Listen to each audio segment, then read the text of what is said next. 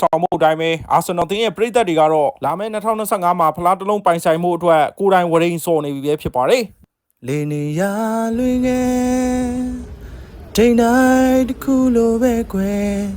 ယုံကြည်ကိုးစားထားတဲ့မင်းမျက်လုံးတွေမိတ်ဖြစ်လိုက်ပါကွယ်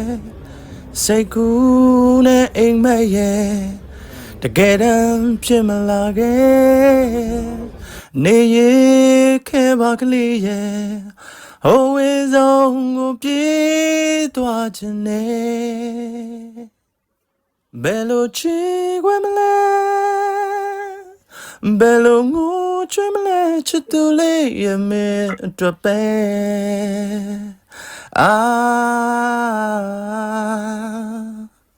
Man City show me ကွယ်မင်းတို့ကြည့်ချက်ပြီးပြကြကွာငါတို့ပညာပြလိုက်ရင်တစ်ဖက်အသင်းကသိနိုင်လားမသိနိုင်ဘူးလားဆိုတာလည်းမင်းတို့အကဲခတ်ကြအောင်လေတစ်ဖက်အသင်းကိုပညာပေးဖို့တက်မင်းတို့အချင်းချင်းအပေါက်လန်းတက်အောင်အရင်အပေးယူလုပ်ကြအောင်ပြောလိုက်ရင်မင်းတို့မဟုတ်တဲ့အတိုင်းပဲမျက်လုံးလေးပင်ကလပ်နဲ့မင်းတို့တပွဲရှုံနိုင်ငါမျက်နှာကိုတစ်ခါကုတ်မိရင်ငါခေါင်းကရားစီအောင်မရှိတော့ဘူးရှေ့မှာကစားတဲ့ကောင်တွေလည်းဂိုးမသွင်းကြနဲ့ပလာတာပဲရိုက်နေလိုက်ရာဇဝင်ရိုင်းလိုက်တာဖက်လက်တီပေးတာတော့မဝင်ဘူးတဲ့ဘာဆက်လောက်ရမှန်းမသိတော့ဘူးခေါင်းလေးလက်ဖေးရပဲ